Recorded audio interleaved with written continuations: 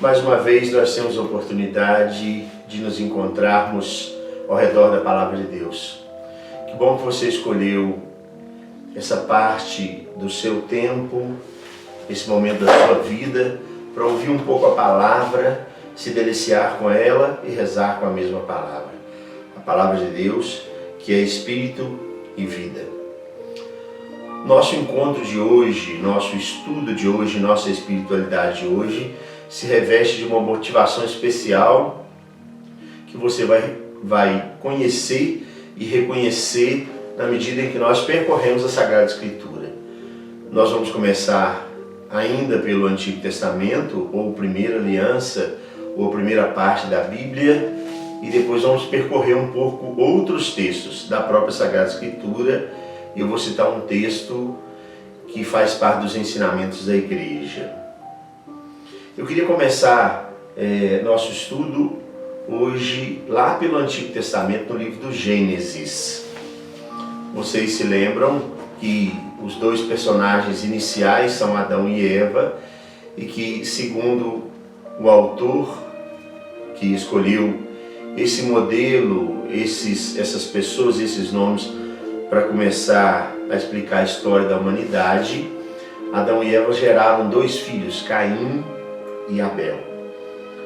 O primeiro filho, o mais velho, Caim, vem do verbo em hebraico Caná,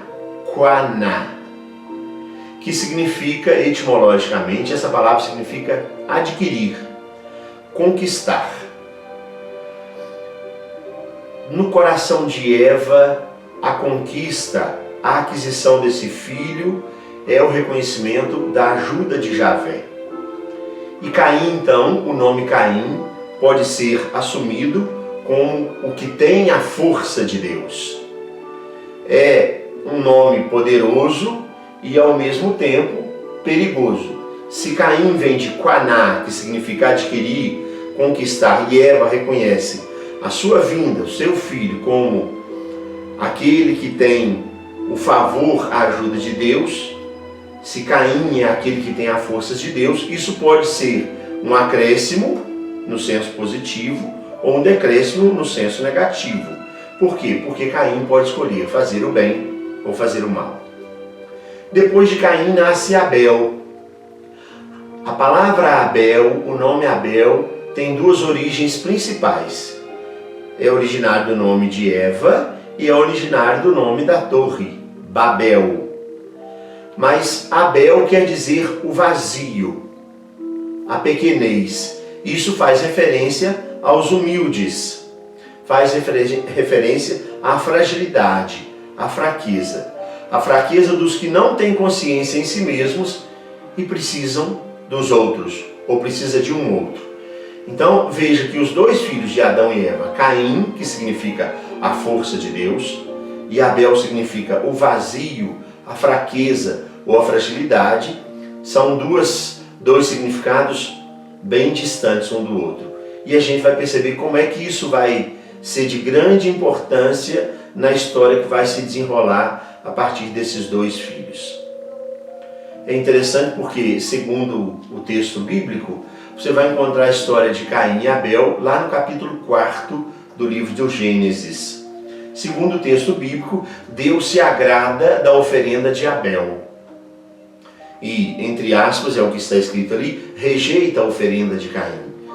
Mas a Sagrada Escritura mostra devagarinho que existe uma inclinação de Deus na direção de Abel.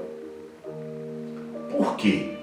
Porque Deus, isso ao longo de toda a Sagrada Escritura, de toda a história da salvação, e depois será confirmado em Jesus Cristo, se inclinará sempre na direção do mais frágil, sempre na direção do menor, do mais fraco. É interessante porque no livro do Deuteronômio, lá no capítulo 7, Deuteronômio está dentro do Pentateuco. Nós começamos com o Gênesis, estamos no Deuteronômio, faz parte do bloco dos 5 livros da Bíblia. Em Deuteronômio 7, versículo 7, Moisés diz assim: se Javé se afeiçoou a vós e vos escolheu, não é por serdes o mais numeroso de todos os povos. Pelo contrário, sois o menor dentre todos os povos. Moisés diz ao povo: vocês foram escolhidos não é porque são os maiores, é o contrário, foram escolhidos porque são os menores. Não é porque vocês são os mais fortes, é o contrário, porque vocês são os mais fracos. E é interessante, logo no livro do Gênesis, no início, no comecinho da história, o autor mostra uma inclinação de Deus na direção de Abel. E quando Caim percebe isso, Caim fica irritado. Está em Gênesis, capítulo 4, do versículos de 6 a 7. Deus pergunta a Caim: por que você está irritado? E no versículo 7, Deus diz para Caim: estando assim, com esse sentimento dentro de você, o pecado está à sua porta como um animal que te espreita. Você pode dominá-lo? É a pergunta de Deus para Caim. Por que Caim está irritado? Por causa da inclinação de Deus na direção de Abel. Dali por diante, Caim fará um convite para sair com Abel e o matará. Ele é o assassino do seu irmão. Queria que você notasse, e depois você pode olhar na sua Bíblia, ler desde o comecinho, nós estamos no capítulo 4. A primeira vez que a palavra pecado aparece na Bíblia é aqui, nesse momento. Quando Deus fala para Caim: com o sentimento que você está carregando na direção do seu irmão, o pecado se colocou à sua porta, como um animal que te espreita. Você pode suportar esse pecado? É interessante porque Caim é o irmão mais velho.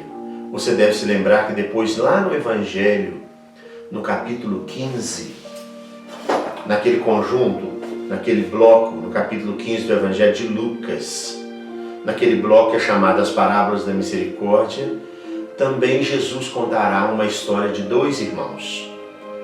Um que é o mais fraco, que vai embora e perde tudo, o outro que é o mais forte e fica com o pai. Quando o irmão mais novo volta, qual é o comportamento do irmão mais velho com relação a ele? Ele não o recebe, ele não o aceita. Essa desavença entre os irmãos, na Sagrada Escritura, aparece com a palavra pecado pela primeira vez.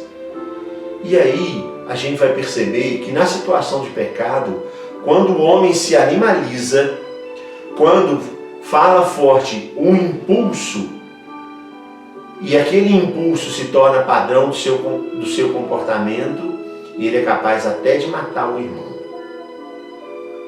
Eu quis evidenciar isso exatamente para mostrar que essa desavença, ou este sentimento que brota no coração do homem, que se chama pecado, e que o separa do seu irmão, depois irá percorrer toda a Sagrada Escritura. Depois da história de Caim e Abel, nós podemos dar um pulo lá para o início da história da salvação com Abraão, que tem dois filhos. Ismael é o mais velho e Isaac o mais novo. Lá, a diferença entre os irmãos vai fazer com que Ismael seja expulso e permanece Isaac na casa de Abraão. Eles irão dar origem a dois povos, Ismael ao povo árabe e Isaac ao povo judeu. E a inimizade entre os dois povos nasce a partir da separação dos dois irmãos. Mas Isaac, o filho de Abraão, irá conhecer Rebeca e depois também terá dois filhos, Esaú e Jacó. A mentira de Jacó para Esaú e aquilo que ele tramou dentro do seu coração para enganar o seu pai faz com que os dois irmãos também se separem. Ali nasce o mal, na relação entre os dois. Até que Jacó vai embora, fica muitos anos longe e um dia volta atrás. Se encontra com seu irmão Esaú, que o perdoa. E Jacó terá muitos filhos, nós sabemos disso. Jacó será o pai de 12 filhos que darão origem às 12 tribos de Israel. O que acontece entre os filhos de Jacó? Eles tramam contra o irmão José e o vendem como escravo para o Egito. Depois, José acaba perdoando os irmãos, eles formam um grande povo no Egito, forte, das 12 tribos de Israel nasce aquele povo, e acabam se tornando depois escravos dos egípcios. Deus manda Moisés para libertá-los e eles saem do Egito agora como o povo de Deus, como o povo de Israel, escolhido porque se tornaram os mais fracos, porque foram os menores. Eles saem para a libertação na direção da terra prometida. Nós vamos ver, seguindo a história da salvação. Eu estou começando no estudo bíblico, você deve se lembrar disso. Estou nos livros históricos, estou começando a ler o primeiro livro de Samuel, ou estudar o primeiro livro de Samuel. Depois vem o segundo de Samuel, o primeiro dos reis e o segundo dos reis. A gente vai perceber que ali também existe uma grande divisão entre as tribos de Israel, que nasceram dos 12 filhos de Jacó. Aquela divisão provoca a formação dos dois reinos, o reino de Israel e o reino da Samaria. Depois Jesus irá em busca do povo que se separou. A busca de Jesus é pela unidade. Então vou só fazer um caminho para recordar aquilo que eu ensinei. Caim mata Abel. Isaque e Ismael, os filhos de Abraão, se separam. Esaú e Jacó, os filhos de Isaque, se separam. Dos 12 filhos de Jacó, os irmãos vendem José como escravo e se separam. Depois as tribos de Israel também irão se separar. O pecado é a situação da divisão e, sobretudo, a divisão que acontece entre os irmãos. Interessante porque depois, lá no Novo Testamento, no capítulo 4 do evangelista João, Jesus irá a Samaria. Passando pela Samaria, Jesus encontra com uma certa mulher samaritana.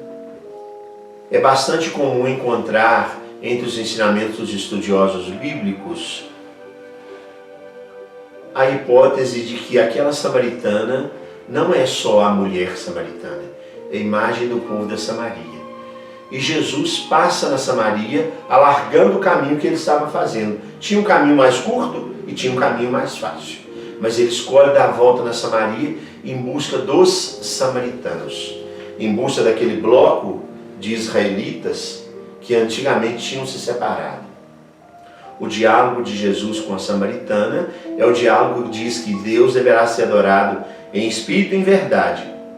Nem no Monte Sião, que pertence aos judeus, nem no Monte Garizim, que pertence aos samaritanos, mas em espírito e verdade. O templo agora será em Jesus Cristo, espírito e verdade nele. Eu estava dizendo que nós estamos percorrendo o Antigo Testamento e o caminho do Antigo Testamento é do povo para chegar à Terra Prometida. Só que no Novo Testamento, os seguidores de Jesus reconhecerão que a Terra Prometida agora não é mais um lugar geográfico. A Terra Prometida é o reino, e o sinal do reino, a plenitude do reino, é Jesus Cristo. É Jesus que irá trabalhar em todo o Evangelho a dinâmica do encontro, a dinâmica da constituição do grupo, da comunidade. Se lembrem que Jesus reúne 12 apóstolos em torno de si. Os 12 apóstolos são símbolo, sinal daquele antigo povo de Israel formado das 12 tribos. E Jesus desejará e trabalhará ardentemente para constituir no grupo desses 12 um novo povo, para caminhar na direção da nova terra prometida, que é o reino. Nesse reino não pode entrar a divisão. A palavra diabo quer dizer aquele que divide. Não poderá ter a divisão.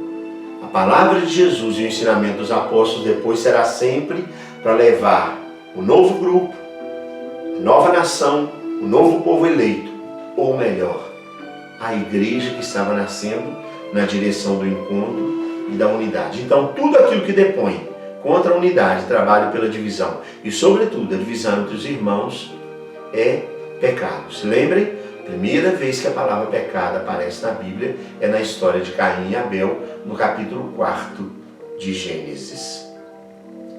Interessante porque depois, no Evangelho de Marcos, capítulo 9, de 38 a 40, você poderá conferir na sua Bíblia, alguns discípulos chegam perto de Jesus e dizem: tem uma pessoa por aí que nós descobrimos está curando em seu nome, mas não faz parte do nosso grupo. A gente deve mandar essa pessoa parar? Jesus diz, não. Quem não está contra nós está a nosso favor. Olha que interessante, Jesus reconhece um caminho de valor e um caminho de bondade naquele que não faz parte do grupo, mas que está a favor do projeto dele, que é a vida e que é o bem. Jesus dirá depois, lá no Evangelho de João, tenho outras ovelhas que não são desse redil. E Jesus dirá que trabalhará para que todos tenham um só rebanho e um só pastor. Muito interessante, porque o mesmo evangelista João depois trabalhará a temática da unidade no capítulo 13. Eu dou para vocês um mandamento novo, Jesus dirá. Como eu vos amei, amai-vos uns aos outros. Quando eu faço referência à palavra mandamento, eu gostaria de me reportar ao mandamento antigo. Aquele no qual, no Evangelho de Mateus, Jesus resumiu toda a lei e os profetas. Qual é a síntese? Qual é o resumo? Amarás o Senhor teu Deus com todas as tuas forças, com toda a tua inteligência e com todo o teu coração, e ao teu próximo como a ti mesmo. O amor a Deus e o amor ao irmão, ou aos irmãos. Nós estamos falando de pecado, desavença, separação, divisão entre os irmãos. E aí não se caminha mais na direção do reino. O caminho na direção do reino é o caminho que passa pelo encontro, pelo diálogo e pela unidade. Sobretudo se são chamados irmãos na fé. Jesus dirá em João 13, de 34 a 35, estou dando um mandamento novo, que vocês se amem uns aos outros como eu vos amei. Agora o parâmetro, a referência, a medida não é como eu amo a mim mesmo, mas é como Jesus me amou, como Jesus nos amou. Jesus dirá, dentro desse mesmo trecho de João 13, nisto as pessoas conhecerão que vocês são os meus discípulos, se vocês se amarem uns aos outros. A carteira de identidade para reconhecer alguém como discípulo de Jesus não é o nome do grupo ao qual ele pertence. Eu vou ser mais significativo agora. A carteira de identidade não é o nome da igreja, a placa da igreja, mas é o amor pelos irmãos. Nisso vocês serão reconhecidos como meus discípulos, se vocês se amarem uns aos outros, e amarmos-nos uns aos outros como Jesus amou, chegando ao sacrifício. Não foi fácil para Jesus nos amar. Por quê? Porque Jesus encontra ao longo do caminho, ao longo da história, ao longo dos seus gestos e atitudes, muitas vezes, a incompreensão, o distanciamento, a injustiça, e mesmo assim Jesus continuou insistindo na direção do amor, porque essa direção é a direção que combate a divisão, a desunião, a desavença. Por que eu estou tratando desse tema hoje? Eu saí um pouco do caminho dos livros históricos, passei pelo tema do pecado que percorre a Sagrada Escritura, através da divisão entre os irmãos, entrei no Novo Testamento, falei de Jesus que ensina e caminha na busca da unidade, porque nós estamos celebrando esta semana que antecede a festa de Pentecostes, a semana de oração pela unidade dos cristãos. Pela unidade dos cristãos.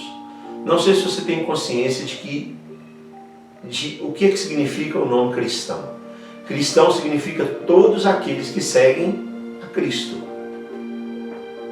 Eu sou católico e conheço outras pessoas que não são católicas, mas são cristãs, porque seguem a Cristo, embora sejam de igrejas diferentes.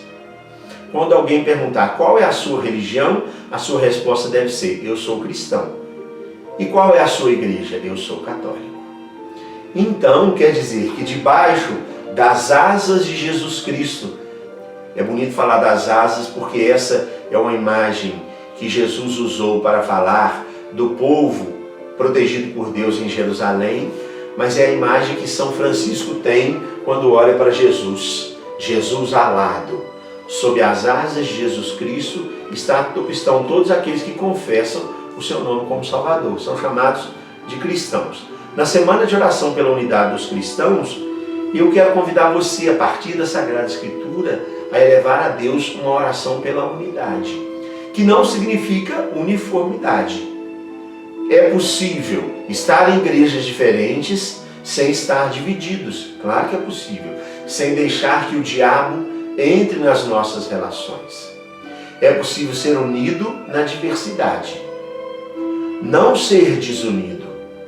A igualdade ou o encontro, a fraternidade, a irmandade, mesmo na diferença das igrejas. Por isso nós rezamos pela unidade. A semana de oração pela unidade dos cristãos nasce dentro do mundo protestante e depois é abraçada pela Igreja Católica. É inaugurada a partir do Concílio Vaticano II. A Igreja, os bispos da Igreja escreveram naquele concílio um decreto que eu aconselho você a procurar depois, a ler, a estudar um pouquinho. O decreto se chama Unitatis Redintegratio. A leitura com o que está escrito seria Unitatis Redintegratio, porque é com T. Redintegratio é com T, a palavra é latina. Unitatis Redintegratio. Estou dizendo assim para ficar mais fácil você procurar. Unitatis Redintegratio é o decreto que faz nascer dentro da Igreja Católica a consciência de que os cristãos devem caminhar, mesmo estando em igrejas diferentes, na unidade. E desse decreto nasce o caminho católico, a busca católica, a oração católica pela unidade, que também é abraçada por outros irmãos que são de igrejas diferentes, mas que confessam Jesus como Salvador. Ali nasce o Pontifício Conselho para a Unidade dos Cristãos. O Pontifício Conselho trabalhará e continua trabalhando até hoje pelo diálogo. Os cristãos não são só os protestantes, são cristãos também aqueles que pertencem à Igreja Ortodoxa, à Igreja Oriental, aqueles que se separaram da Igreja Católica. Mas nascerá ao longo do caminho, ao longo dos anos, o CONIC, no Brasil, Conselho Nacional das Igrejas Cristãs, em que diversas igrejas, inclusive a Igreja Católica, se encontram e trabalham situações que sejam ecumênicas, de encontro, de diálogo. No ano de 2020, o tema da Semana de Oração pela Unidade dos Cristãos é Gentileza gera gentileza. E o texto proposto na Sagrada Escritura é o texto de Atos dos Apóstolos, no capítulo 27, que conta a história da viagem de Paulo como prisioneiro na direção de Roma. Ali no barco estão mais de 200 pessoas, as mais diferentes possíveis. É a voz de Paulo que no meio de uma tempestade se eleva e aparece como voz, palavra do encontro, do diálogo e da segurança e da confiança em Deus. Eles irão sofrer um naufrágio na ilha de Malta e são recebidos pelos nativos da ilha de Malta com gentileza, com carinho, com consideração e respeito. E vão perceber que ao redor da fogueira que é feita e ao redor do alimento que é repartido, eles não têm outra coisa a fazer a não ser dialogar e trabalhar juntos para que a viagem aconteça. Esse texto é o texto inspirador desse ano da Semana de Oração pela Unidade dos Cristãos. Eu quero terminar esse nosso caminho bíblico hoje, na Palavra de Deus, que é Espírito e Vida, através de uma oração, que é a oração de Jesus no Evangelho de João, chamada de oração sacerdotal. Está no capítulo 17 do Evangelho de São João, a partir do versículo 20. E queria fazer essa oração como oração que encerra o nosso encontro de hoje, dentro da Semana de Oração pela Unidade dos Cristãos. Então Jesus, orando para o Pai, orando ao Pai, disse assim: